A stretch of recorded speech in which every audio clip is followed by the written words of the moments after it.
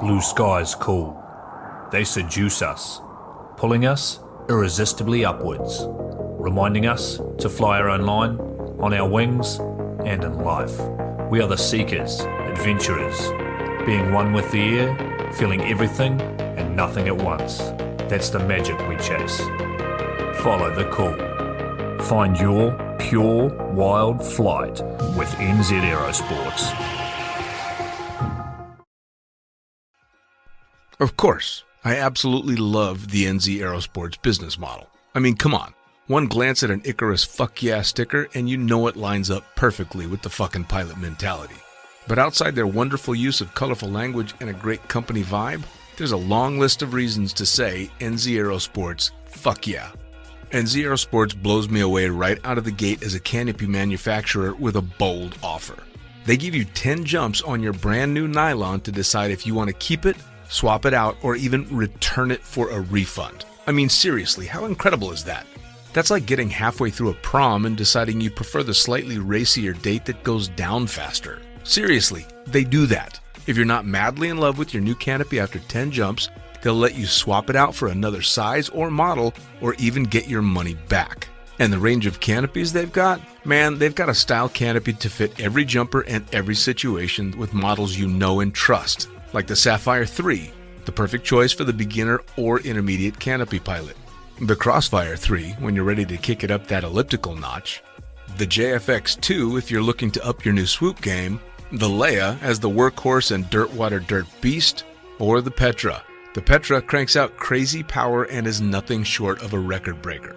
But hey, it's not always about speed either. Take the Kraken. Built as a low pack volume canopy specifically with wingsuiting in mind, she gives you all the performance you're looking for with the reliability you need that'll have you itching for that next formation, rodeo, or puffy cloud. So, the equipment is top-of-the-line kick-ass stuff as you already know, but how about the team? Well, the customer service gang is there to sort you out whenever you need them. Maddie and Beto are always there to help with Jen holding the reins. They're available for you at sales@nzaerosports.com, and they've got a kick-ass live chat tool on the website if you're wanting to hit someone up right away. These are the crew you're going to want to talk to get those custom orders in. With the stock nylon, once you know what you want, they'll have that shit on a FedEx truck as soon as the credit card machine says approved and get you in the air in no time. For your custom orders, you'll be able to get a time frame for building and shipping when you design it, so get to it. And demos. They've got demos in the US available from their partner Rock Sky Market. The whole US demo fleet is there with Sapphire 3, Crossfire 3, Kraken, JFX2, and Leia canopies in a range of sizes. They also offer student and tandem demos in the US.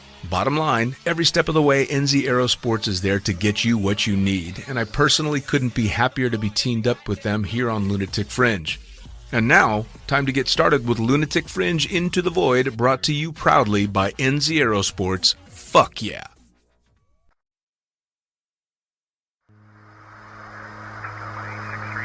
Coming straight from the cockpit, it's another episode of Lunatic Fringe with the fucking pilot.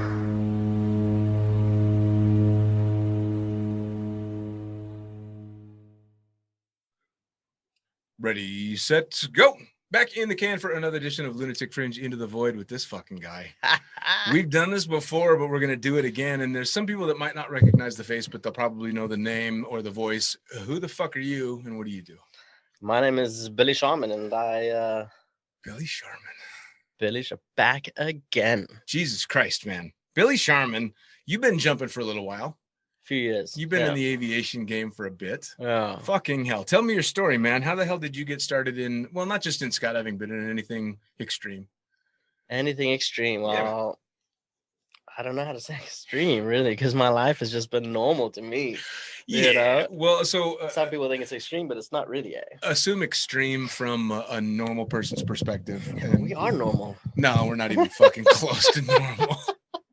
Not even. Cheers. We are not even close to normal. Salute. Cheers, buddy. There we go. Thanks for having me over. I appreciate it. So how did you get started? I mean, was it just straight into skydiving, or were you climbing, surfing, doing anything like that as a kid? No, it was pretty much. My mother was a skydiver Okay. back in the day. She was California state champion many years ago. She had 1,000 jumps on rounds. Jesus Christ. And she still was walking. Yeah. A lot shorter than what she was when she started, but she was still walking. And I decided, I was playing rugby and for Sac State University in California. And I decided, one day, let's go try skydiving.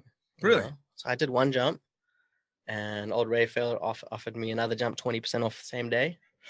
So I was like, yes, please, let's go. And from then on, I was hooked. Fucking good old Ray. Could not get over how fucking cool skydiving was. Yeah. Or is. Well, and ever the businessman, Ray. Hello, Ray. We love you. Good to see you, buddy. You old prick. Yeah, man. So first off, what were you going to school for? I was going to become a physiotherapist. So you fucked that up. Yeah. Instead, you became a patient. Yeah, exactly. Big time. I do physio on myself. Yeah. Yeah, I was laying tile, actually. Okay. Well, and when you and I met, you were doing an aviation thing on the side with your dad. Yeah, I was. We were dismantling aircraft and shipping aircraft all over the world. How the fuck did you get started doing that? Well, my dad was a mechanic. Okay. And a pilot. Okay. So he was an A&P or just a mechanic? No, A&P. Okay. Everything. He had all the ratings, all the licenses. And I was working with him, and, we were shipping aircraft all over the world. Right. Brazil, South Africa, DRC, you name it. We sent one of these to Sri Lanka. Okay.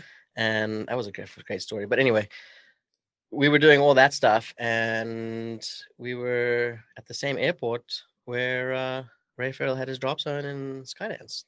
Yeah, so that was Yolo County Airport. Yeah. Massive fucking it was a retired military strip, wasn't it? I think so. Yeah, all back in the day. Because it's huge. Yeah, it's a big airport. I would cross the threshold numbers landing at that airport, doing 140 knots at 10 feet, and float and 3/4 of the runway, and you've still got nothing but runway ahead. Yeah. It's like a 2-mile long run. It's great. Yeah, fucking huge. Fucking huge. So your mom's California state champion. You do the jump, and Ray, of course, tosses out his sales pitch and does a good job of it because it was Ray. What about your dad? Did he jump, or did he have any interest? Hey, my dad did 2 jumps. One static line, long time ago, when he was he must have been 20, 35 when 25, 30 when he did that. And then the next skydive he ever did was when he did a tandem with me the day after I got married. That's cool. Yeah. That's fucking cool. At the drop zone that I now own. It's crazy how full circle that goes. Right? Yeah. Well, plus how cool to be able to take your dad. Yeah. I never had the balls to take my kid, my mom, or my dad. I've been on skydives with all of them, but I never. Well, I didn't take him on a skydive. You just went with I've never been a tandem instructor. Oh. Oh. Pussy. Yeah. No. Hey, I don't know many of my friends that are gone this long in the business and have, I've got 18 jumps on as a tandem, but all in the front. Yeah. Oh. Nothing in the back. No, man. No. Still, though, it's super, super cool to be able to have that experience with Absolutely. a family member. Especially considering how you did it and where you did it. Yeah. But you do the first jump and then the second jump with Ray. So Skydance was your home drop zone. Yeah, for sure. I think so 6 years, eh? Really? Mm. Well, how did the whole sport progress for you? I mean, you did those first couple of jumps, and obviously, mom was an active skydiver, so she was probably very. Well, she wasn't really an active skydiver. She, when I did my 1,000th jump, about a year, about a year and a half later, I did 1,000 jumps in my first year and a half. I took all my money and threw it at skydiving, and then I had no more money. And then I had to learn how to pack to pay the bills. Right. I had to live in my van for a few years. Then I became a rigger. Right. And then I got into the tunnel, and I got a job in Arizona. Right. So I was there for a year and a half, and then I moved back to California from Arizona, tunnel instructor. Then moved to Tahoe with Wes. Sure. Oh man. That was a good one. Skydive Tahoe. Fuck, we had a good time there. That was heavy though. Before we get too far afield, let's talk about Skydance first, because that place, especially when that really amazing crew was there, was just such a fucking fun place. Yeah. And it was fun and wild, but it wasn't out of control wild. I mean, it was pretty good. Hey, it wasn't things that I've seen after that. We were quite tame. Yes. Yeah. So, I mean, I came to Skydance from Cross Keys. So I came from what was the craziest fucking drop zone on the planet at the time to what was a fun drop zone. Like, it wasn't out of control compared to what I had seen. Yeah. And we weren't mainly about tandems. We were mainly about fun jumping. Fun jumping can pay for the aircraft. Yeah, for sure. Yeah. Well, and I mean, a fair amount of tandems did get done there, but Skydance was always really good about cultivating the fun jumpers. Yes. And the free fly teams. Bringing up the sport. Yeah, because it was Ryan had Groovylicious with who was on that? I was on Groovylicious. Yeah. Myself and Kurt Vert. Kurt Vert, wasn't Ryan Groovylicious? Ryan Arnold, yes. Yeah. And then there was Guano. Yeah, there was Jank. Right. Yeah, Jank was a good one. Brownlow and the boys, Sharky, Bob. That's right. Yeah, man. Dude, the some of the stories that have come out of Skydance, my favorite's always being the Jim Matthews stories. Yeah. Oh, I love Jim Matthews. The rotating beacons. I got him to tell that story on the podcast, and the way the way he tells it is just you're fucking pissing your pants laughing when he's describing a burning scrotum on the airport beacon and shit. Now, were you there for that? Yes. We all lived, myself, Ryan Arnold, and Jim lived in the double wide together. Jesus Christ. Yeah. 3-bedroom double wide, and it was good, eh? It was good times. I never walked in the double wide without there being beyond a fully stocked bar. Yeah. In that place. Yeah. Holy shit. And barbecue braai area was, full on. It was right. It was, 200 meters from the drop zone. Yep. Yeah. What tell me the story of the van when you got the van. No, I can't tell the story again. Come on. No, you have to. No. You have to. So all these people haven't heard it. Come on. Well, it was, obviously we meet young ladies at the drop zone. Yeah, it happens. There's some good looking young ladies, and she wanted to get to know me better, I guess you could say. And she wouldn't let me park my van close to the drop zone. She says, no, we need to get further away. So it's kind of a smart girl. I guess, and then so we went down the road and took a right behind the gun club. And as we go behind the gun club, there's these, water, there's troughs that feed the farms with water, right? Yeah, the irrigation ditches. Irrigation dishes, there you go. And I'd had one or two drinks, and it was a good time, we're having fun, young, enjoying ourselves, and I knew there was a ditch there. I just knew it. And I was so close to stopping, and as I was about to stop, the front wheel just goes into the irrigation ditch. Of course. So anyway, myself and this young lady were like, well, fuck it, let's had a good time. Yeah. It was fun. And the next day I walked to the drop zone. I called AAA. I was like, you need to get out here right now, as fast as possible, please. Get out here. And as I was on the drop zone waiting for AAA, over the microphone comes old Uncle Ray. Oh, God. Billy Sharman, come to my office right now. And I dreaded hearing those words. Yeah. Pulled me in his office, and he said, you know what? Get your shit and get the fuck off of my drop zone and don't come back. And I guess it was a blessing in disguise. It got me off the drop zone. It got me to put me into a tunnel into Arizona. They didn't know what was happening. They didn't know my past. It was good, And funny enough, after that, like Ray and I became really good friends. Yeah.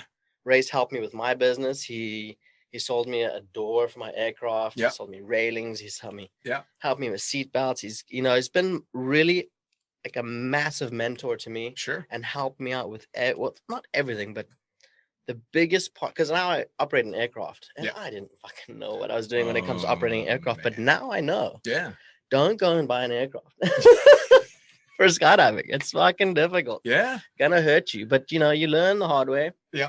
And Ray's been a massive mentor. Ray, I love you, buddy. You fucking helped me like you cannot believe. It's funny. I've got great stories about Ray, and same thing. You'd hear your name come over the PA system, and you're like, oh, fuck, man, what now? This Yeah. is not, whatever it is, it's not going to be fun. For me, it was always because I fucked up paperwork or something like that. And then one particular time, you remember Amy that used to work for the FAA?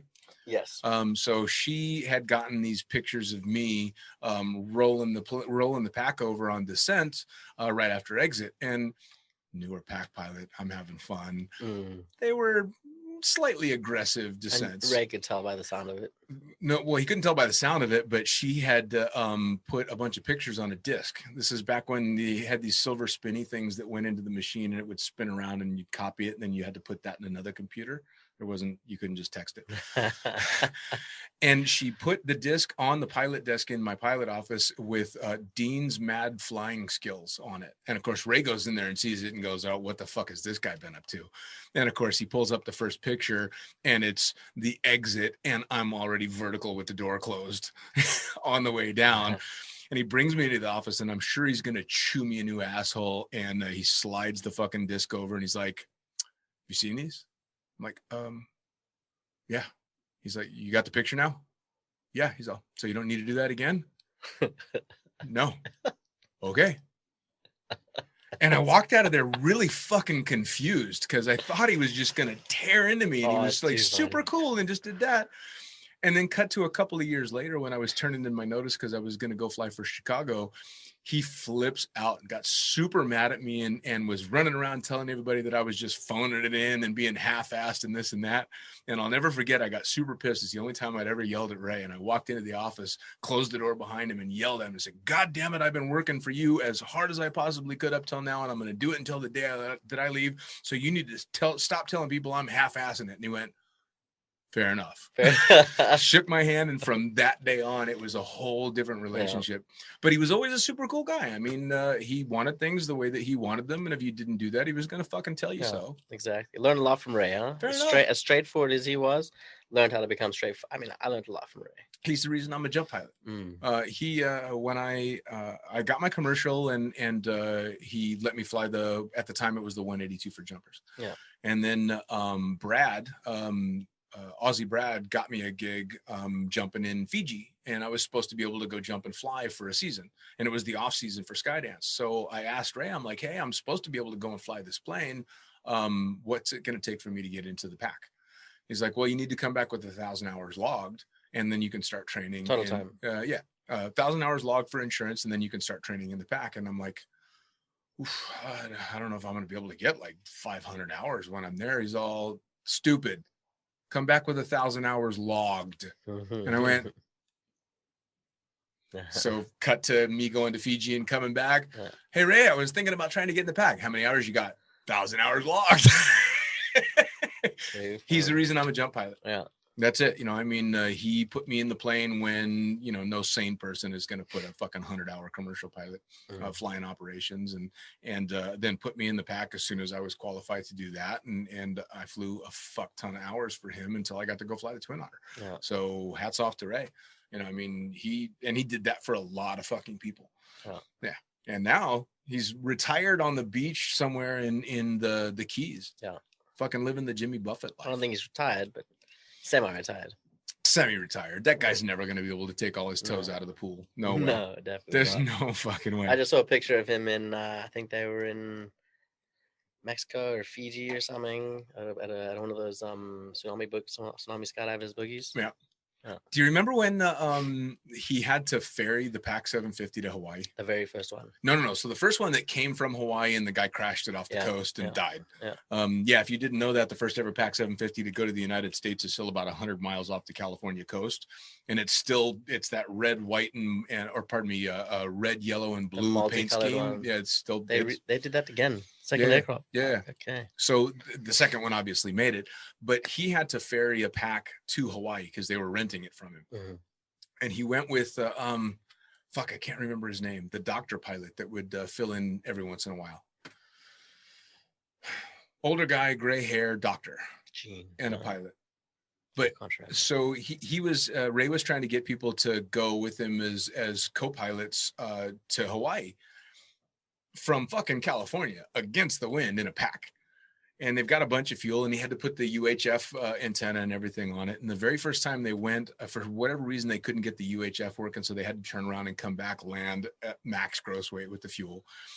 And they go the next day, and I guess they're leaving in the middle of the night so that the timing is where they arrive. They're going to be arriving in sunlight.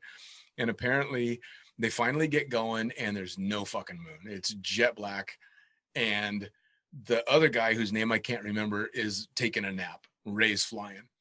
And the other guy tells the story by saying, I wake up all of a sudden because I'm getting fucking bounced around all over the place. And I say, Ray, what the hell's going on? And Ray's response was, I'm recovering. Yeah.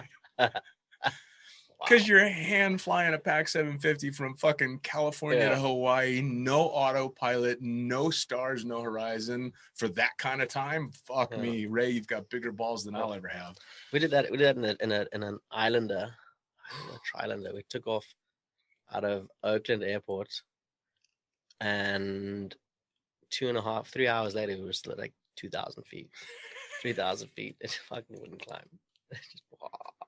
Of course, going to New Zealand, going to Christmas Island. Oh Jesus! Yeah, it's a long way. How the hell was that with your dad? Yeah, man, that's the scary shit.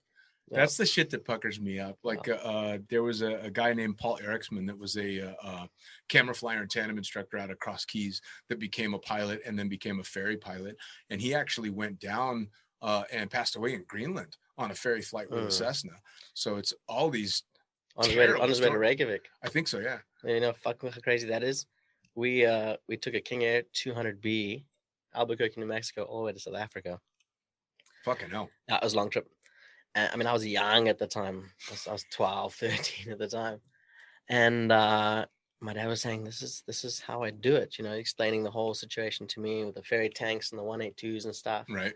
And we were letting down into Reykjavik, and we were hearing Mayday, Mayday, Mayday from this dude in that 182. No shit. And he went in as well. No shit. Yeah, crazy fucking story. Hell, man. It's aviation, right? And it's skydiving. It's inherently dangerous, no matter how safe we make it. And we've made skydiving pretty fucking safe, right? Mm-hmm. I mean, this is not your mom's version of skydiving. No. When you're buying fucking surplus canopies at the Army Navy store, this is next level safe shit. What do they say when sex was safe and skydiving was dangerous? Yeah, fuck yeah, man. I had one of those shirts. Yeah. I got it in Paris Valley back in like '98. Right. Yeah, long fucking time ago. Well, so how'd you end up in the tunnel?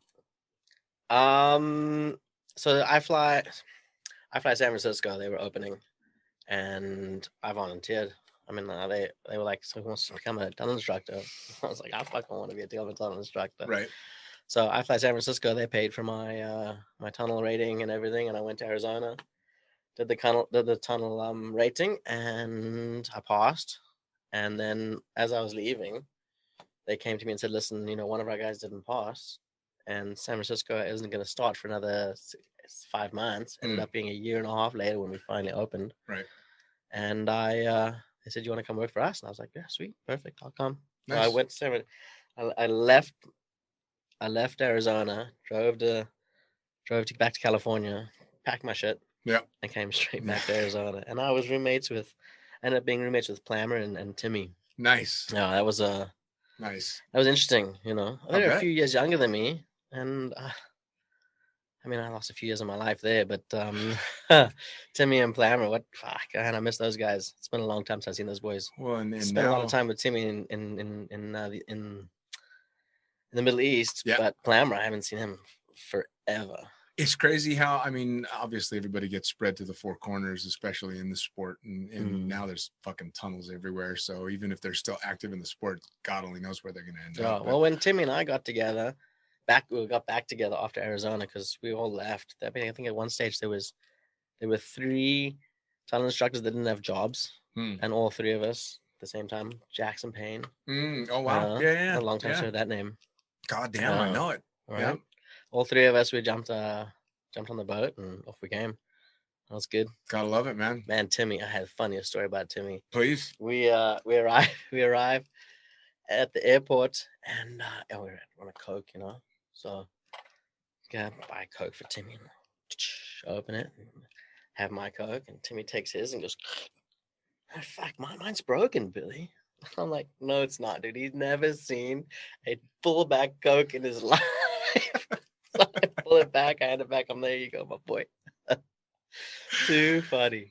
Dude, well, I mean, come on. You get all different types in this fucking sport. He'd never seen a bidet before. And I was like, there's a water fountain for you. Dude was about to drink from it. That's a lot. No, that's bad. That's bad. I was Well, like, whoa. that was, you'll know from spending your time in the Middle East, the squirty hoses. Yeah. Wow. Greatest fucking thing in the world, but you'd never think about it because in the States, if you know how to handle it, yeah, that's the problem. So lots of power. For most of the Americans, you guys are used to having that squirty hose at the kitchen sink where you spray your dishes down and all that, or especially in the big working kitchens. Well, in the Middle East, in a lot of the countries, you have that next to the toilet, which the first time you see it is pretty fucking intimidating. And if you're not ready for it, it can be quite a shock, but it becomes the most amazing thing in the world. It's got some power behind it. Man, I'm telling you what, yeah, when water starts leaking out of your eyes because you did it wrong. Just one of these Holy shit, yeah. But you know no joy better than only having to use toilet paper to dab the water off your ass. It's amazing. I highly recommend it. John Knockety, try it. No. By the way, before I forget, you were the one that was standing with your dad when I broke my tailbone. Yes. Please, yes. I want your perspective of this story because I only know mine, and mine feels much cooler than what I'm sure you saw. Well, you know, my dad, we were taking this aircraft apart, and my dad says to me, Billy, come look, they're landing. So we come outside. And I'd known Dean for a while, you know, so I'm like, yeah, okay, if I can watch Skydivers land, yay, you know. And all I see is Dean fucking come in, and he's low, and I just start cringing. I'm like, oh, this is gonna fucking hurt, Dad. He's like, what do you mean? Looks fine to me.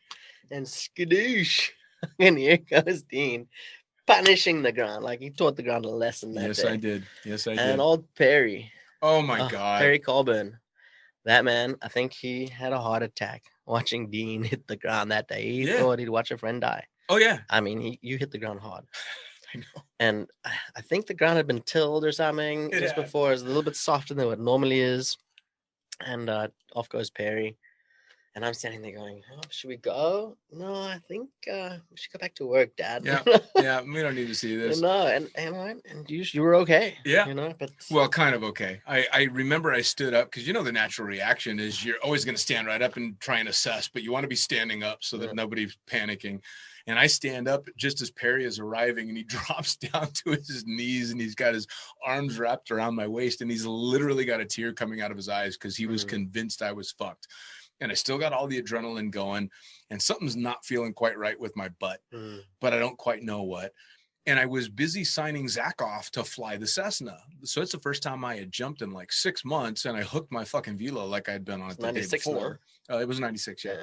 So I hooked this thing around like I'd been on it the day before, totally on current, and drilled myself into the ground. Boom. And then Ray, you fucker, knew I'd fucking drilled myself in and still had me turning pack loads. Yeah. So now my ass is throbbing, and I get through most of the day, and I'm like, time out. I gotta If you've never broken your tailbone, which I have. Oh, dude. It is, you got a little thing you sit on for like months. Oh, man. Dude. It was just, well, especially when I'm the full-time pilot there at the time. So my job is literally sitting down all fucking day. But I go to the emergency room, and they do the x-ray. And before the x-ray, I'm in the room, and the doctor comes in, and the doctor says the stupidest thing I've ever heard out of a doctor's mouth. She says, so what happened? I hurt myself skydiving. Did your parachute not open? And the nurse is standing there behind the doctor, and I'm like, can I have a different fucking doctor? Are you serious? Cut to the x-ray. She gets the x-ray, and she gets the x-ray back, and she puts it up, and she's like, has your tailbone always aimed in like that? And I'm like, don't know. Never had an x-ray on my ass before, but thanks. And she's, oh, well, your tailbone's, the last bit is like bent in towards your anus. And I'm like, okay. And she's, oh, well, I mean, we can fix it. And my response was, does that involve shoving anything up my ass? And she's like, oh yeah, we'd need to go up there and get a grip on it and snap it straight. I'm like, is it going to cause problems down the road? She's like, no. I'm like, I'm good. Yeah. Thanks. No. The idea of, could you imagine? I broke mine in Texas. How'd you do that? Jumping? I was landing. It was after a rainstorm, and obviously, big rainstorm in Texas. Was it the World Champs or something? Nah, no, the World Champs. Yeah. And it rained the night before, and they didn't clear out the landing area, and obviously there was this little peak like this, Right. and I landed, flared, landed on my tailbone. Fuck, I've never. It's painful. It hurt me for years. Tailbone. It takes a long time to recover from that. Yeah, it hurt me for years. I still have some slightly uncomfortable shits now and then. Not sure. As you do. No. Yeah, as you do, as you get older. And we aren't getting any younger, man. No. Cheers, though. Cheers, buddy. Come on, we've made it a lot further than a lot of the people we know. For fucking hell. This guy right up here, as a matter of fact, where is he, Mr. Donnie Brown? We were talking about Donnie Brown earlier. Yeah. Cheers to Donnie Brown, buddy. Man. The fucking greatest grin and the best hugs from any dude I've ever gotten. Him and Courtney. Oh my God. Miss them both. This couple, man, if anybody that's listening that knows these guys, Donnie was just the most amazing. I don't think I ever saw him pissed off. No. Just the biggest fucking sweetheart ever. And Courtney and him were stupid in love. They'd been together for how many years, and they fucking couldn't stay away from each other. And almost kind of a testament to how much they loved each other. Donnie died, and she did not stay around 2 years longer. 4 years, huh? Yeah, and still very young, and I think she just was ready to go. Yeah, which is beautiful and sad. Yeah, dude, she was not the same person afterwards. No, but I wrote an article a long time ago about it, and that was to this day still the most amazing memorial I've ever been to. Yeah, because I flew back. I was working for Seabourn at the time, and I jump seated back from St. Croix, and show up in Davis. And they had that massive hangar. There must have been 200 or 300 people for that memorial. This beautiful, stirring memorial. Everybody there listening to everybody talking about Donnie, and then finishing it off with a massive him, fuck him, which was just everybody's laughing and crying at the same time. Donnie would have fucking loved that shit. Yeah. What a personality. Yeah, Donnie Brown. Anyway, a cut to you own a fucking drop zone, dude. Can you believe it? No. Yeah. No, you're not an adult. There's no fucking way you're an adult with like kids and real shit going on. Well, I learned how to become a real adult when the gas prices fucking crashed. That was difficult. Yeah, that's actually a good question. Talking to somebody that owns a skydiving operation in modern times, fucking COVID times and crazy fuel and stuff. Yeah. How crazy stressful is that? Man, I lost a little bit of hair, I have to admit. Got a little bit gray. I'm scared to cut my hair, actually, to see how short it actually is.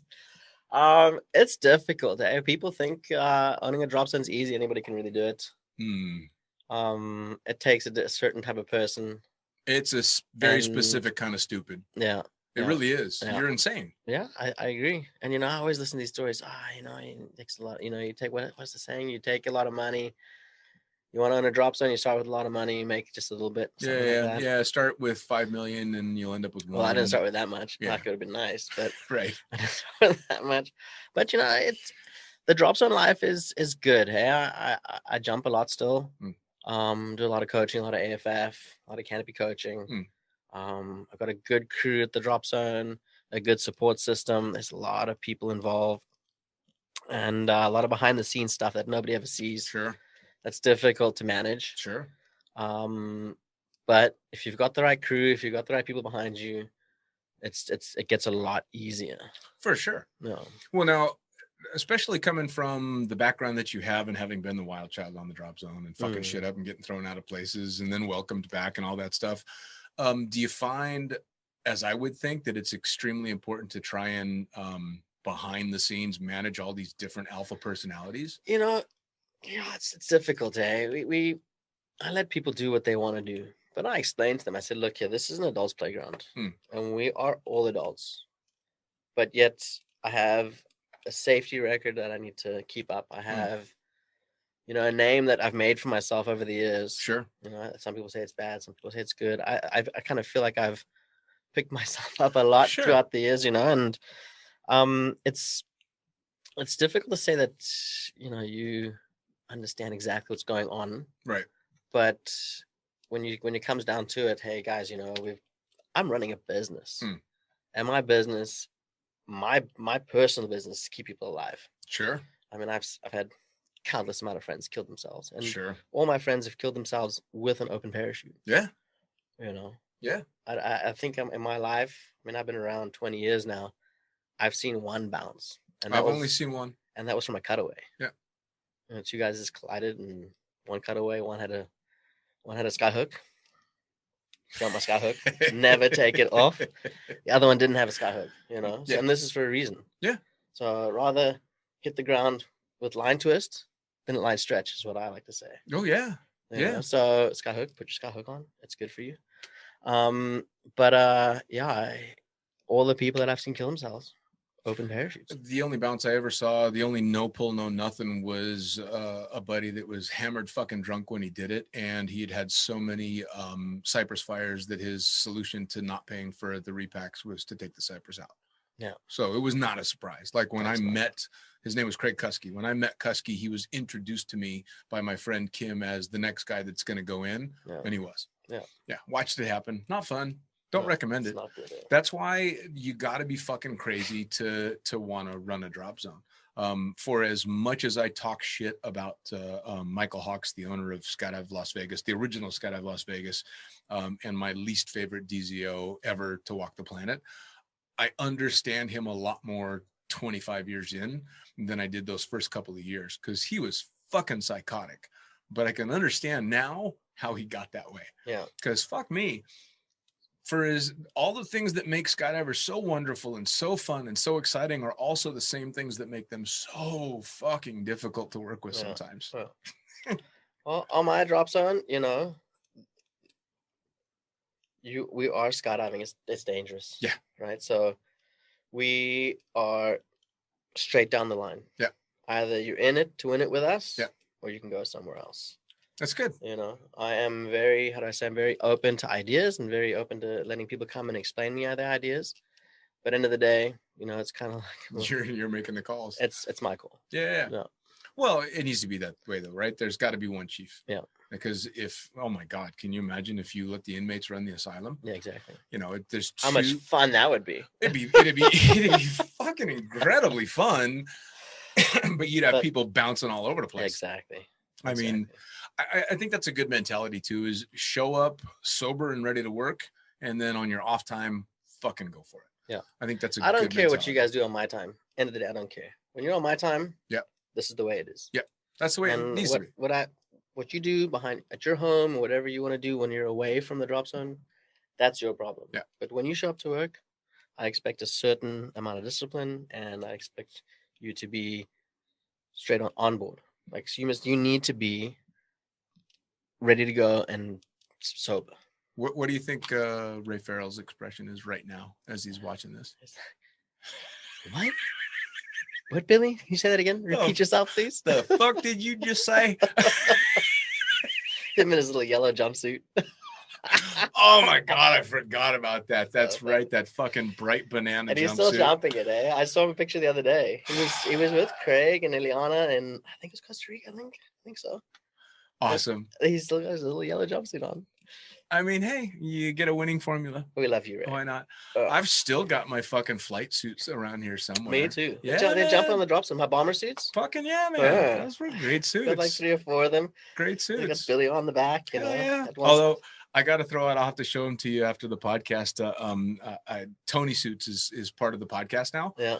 And in talking to Scott Callentine, who's running Tony Suits with Flora, I told him I used to fucking love the Tony patch pants. Like I coveted those things, and all the cool kids that had money had those patch pants, but I never fucking had money. I was a dirtbag. And he's like, "Why don't you get me some measurements?" Seriously? I got all crazy excited. I'm like, can we make them swoop shorts so I can fly in them? Because I'm not jumping that much. Fucking beautiful pair of patch pants. Good so you, fucking Tony Suits. Tony Suits. Oh, dude. Get all geezer. It's funny too, because people see it and they're Tony. like, man, I dig the retro look. And I'm like, fuck yeah, man. Yeah. This is the shit. This was back in the day, man. Yeah, Tony used to jump with my mom. Really? Yeah, they're buddies. They were old school buddies. Awesome. Yeah. He was a character. I had him and Flora on the podcast a while back, and man, talk about OG stuff. Yeah. For sure. I just had did you ever meet when you were out in Arizona a jumper by the name of Alice Hicks? No. Okay. I just talked to her not that long ago as well. Total fucking badass. I think she's turning 80 this year. Her and her husband still active fucking jumpers. Yeah, man, just badass. That whole crew, it's next level because that was a different generation of skydiving. Yeah. You know, we're fucking spoiled. Yeah. The shit's skydiving was easy for us. Yeah, man. Are you kidding me? I bitch and moan that I had heavy camera helmets and stuff, and then you see them when they had those people. Yeah, and the shit that guys like Tom Sanders and Norman Kent were jumping back in the day. That's and unbelievable. Jump the red ones. That's a heavy camera. Fuck all that. Yeah, not doing that again. No, man. There's this new Canon that came out that had me jumping about 6 weeks ago. Unbelievable footage. Oh, I'm sure. And it's small. It's like just normal Canon. Really? Yeah, that's unbelievable. There's I've paid the price for my camera days for sure. Wearing that fucking helmet that you guys can't see. Showed me the X-rays today. Yeah, dude, it's fucking ridiculous. Yeah, don't do that. I don't recommend it. It wasn't fun.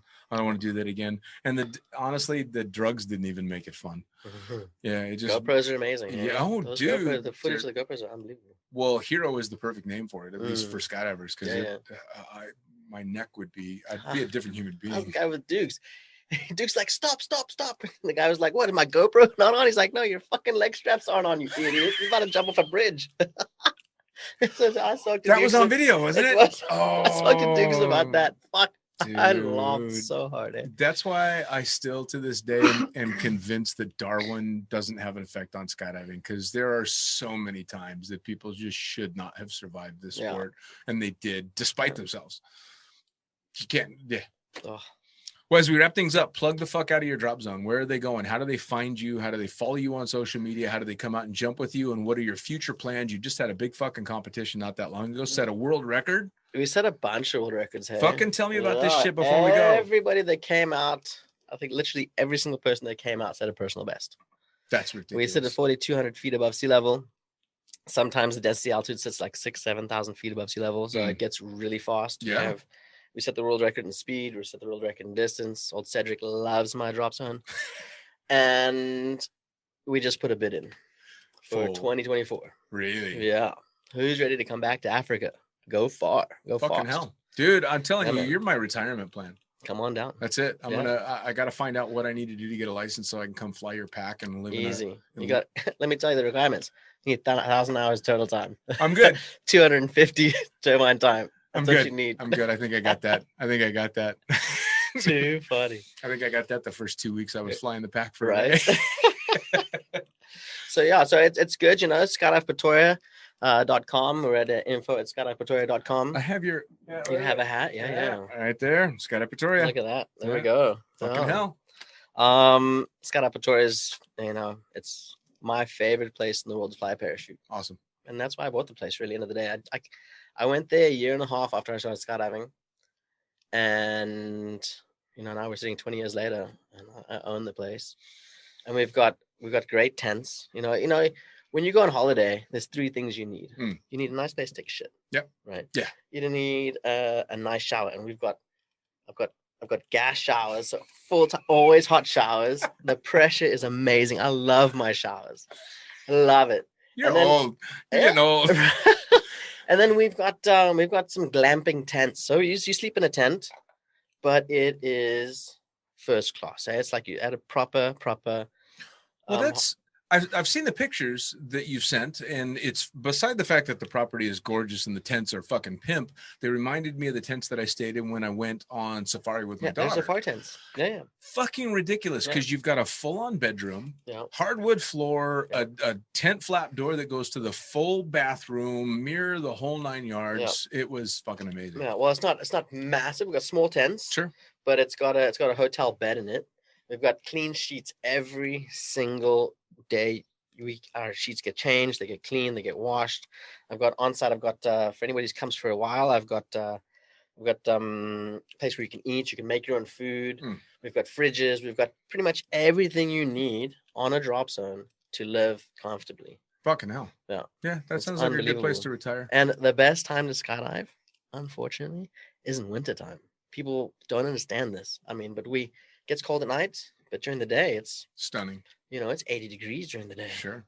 Yeah. Well, the heat's And then at night, it gets down to about 65, 70. Yeah, but that's just a good reason to put on a fucking hoodie. Exactly. And yeah, no, I'd much rather have that than just sweating all the time or freezing all the time. Well, hot and cold is just fine with me. That's great. Yeah. We got a great bar. We got we have a phenomenal setup. It is unbelievable. My wife's done such a good job getting that place ready. Awesome. We got campfire there. We've got place to barbecue. We've got the pond. The pond is 15 meters away from Manifest. Really? Yeah. 20 meters away from Manifest. We were talking quite a bit when you were putting that pond in. That was a lot of fucking work. Well, I wasn't putting it in. I was putting in the sprinkler system to get it ready for the World Cup. That's right. So the pond was there, but I put 450 meters worth of piping in for all the sprinklers. I had a TLB in the back there, digging holes. Man, I put a lot of work. Got all the grass, but now it's 3 times as wide. It's twice as long. Sure. The grass is soft. All year long, my grass is soft. Awesome. I've got a rotational pump that pumps water into the pond, and then from the pond, all that water that comes out, there's fish in the pond that goes into the grass. So it's not that swampy ass. No. It's clean water, and it's clean borehole water, so you can drink the water that comes out of there. Jesus Christ. It is so clean. I still don't think I do that, but that's cool. Well, we do have one that pumps right next to the not from the pond, but a different line that pumps out, and it's clean water. We've tested it, and it's like 95%. Oh, fucking cool. It's 98%. It's like the best water you can drink. Awesome. Yeah. Skydive Pretoria. That's where you're going to want to go. Yeah. This is Billy Sharman. Yeah, buddy. This fucking guy. Man, it's great to have you back. It's good to be back. Thank you so much. We're going to have to keep talking. I need to find out, especially if you win that bid, we're going to have another talk. Yeah, for sure. We're going to hype the shit out of it. I'll let you know. I will let you know Fucking hell. the day we win it. Because it's not going to be maybe. I know that every single person that competed at the last South African competition in Pretoria, they all ask me at least once, twice a week, "Hey Billy, when are we coming back? When are we coming back?" So Because we were televised, we were everything. People watching all over the world. With that in mind, who did you apply for it for, and who can all of these people start sending emails to? FAI. Send emails, messages to anybody you can get a hold of in the FAI that you want the 2024 World Cup at Skydive Pretoria. Yeah, anytime. Cool. We're in it to win it, and we are there. If you want to come and train, if you want coaching, if you want whatever you want, we offer everything from belly coach, from FS coaching, to free fly, to canopy coaching, you name it. We've got it all. Perfect. Yeah, buddy. Brother. Yeah, man. Blue skies. See you soon. See ya. All right, gang, so just a quick heads up. Instead of doing what I've been promising for ages, which is to get around to that audiobook, instead I went ahead and compiled all 10 years of the Blue Skies writing that I did and put it together in a fucking book. It's going to go on Amazon here real damn quick, listed as the Lunatic Fringe book. You'll be able to find it in pretty much any of the marketplaces that Amazon has. It is literally every single word I ever wrote from that magazine, and it's all put together in nice book form. You can buy it in ebook, you can buy it in paperback, and believe it or not, you can even buy it in fucking hardback. Again, it's going to be available here really, really soon. This one not only includes all the articles that were in the first fucking pilot book, but about 60 more articles. It's got 350 or so pages of some pretty funny, inappropriate, and hopefully informative shit. So check it out. And there you have it. Another episode of Lunatic Fringe Into the Void, brought to you as always by, and say it with me, fuck yeah, NZ Aerosports. Head to nzaerosports.com. By Pussfoot. That's right, head to pussfoot.com, the extreme sports collective, and check out everything they've got to offer. By summitparachutesystems.com. Jarrett Martin and the family cranking out amazing pilot rigs, as well as incredible rigging courses. And now joining the Lunatic team, it's the one and only Tony Suits. You know him, you love him. Head to tonysuit.com. Check out all the amazing standards, as well as the new incredible signature line they've got going on. And as for us, the Lunatic Fringe is now on YouTube. That's right, you're going to have the chance to put faces to the audio by heading to youtube.com and looking up the Lunatic Fringe podcast. It's easy. Hit the like button, hit the subscribe button, check out all the amazing videos from the previous guests that we've had, as well as new and upcoming interviews on video. As always, I am the fucking pilot. Head to thefuckingpilot.net or theprincesspilot.com. Thanks for joining. We'll see you next time around.